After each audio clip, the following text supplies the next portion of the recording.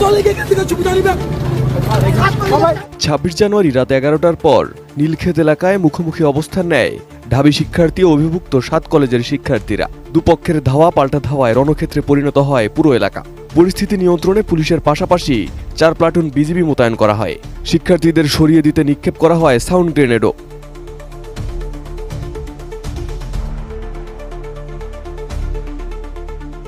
রাত 12:30টার দিকে নীলক্ষেত এলাকায় আসেন হাসনাত আব্দুল্লাহ। এ সময় তিনি 7 কলেজের শিক্ষার্থীদের সঙ্গে কথা বলতে গেলে তোপের মুখে পড়েন। ঢাকা বিশ্ববিদ্যালয়ের কিছু শিক্ষার্থীও হাসনাতকে উদ্দেশ্য করে ভুয়া ভুয়া স্লোগান দেয়।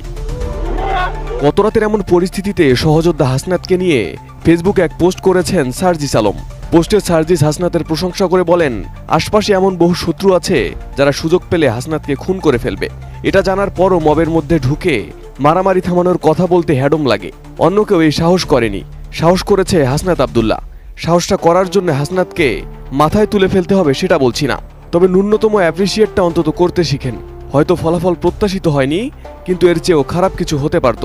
সবচেয়ে বড় কথা, উদ্দেশ্য সৎ ছিল।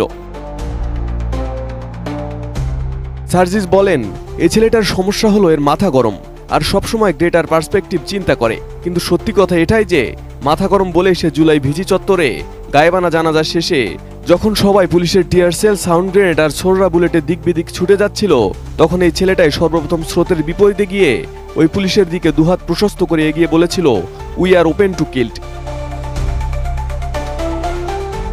সার্জিস উল্লেখ করেন, এই মাথা গরম খেপা ছেলেটার দোষ হচ্ছে যখনই কোথাও অস্থিতিশীল অবস্থা দেখা দেয়, ষড়যন্ত্রের গন্ধ পাওয়া যায়, তখনই কোনো কিছু চিন্তা না করে সমাধানের জন্য ছুটে যায়, হোক সেটা ক্যাম্পাস, রাজপথ কিংবা অন্য কোথাও।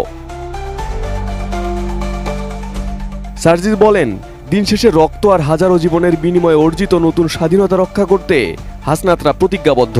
কিছু সুবিধাবাদী এবং ষড়যন্ত্রকারীরা কি বলল তা হাসনাতের মতো লড়াকুদের দমাতে পারবে না।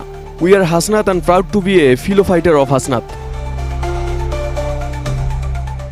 Arif Hasan, ATN news.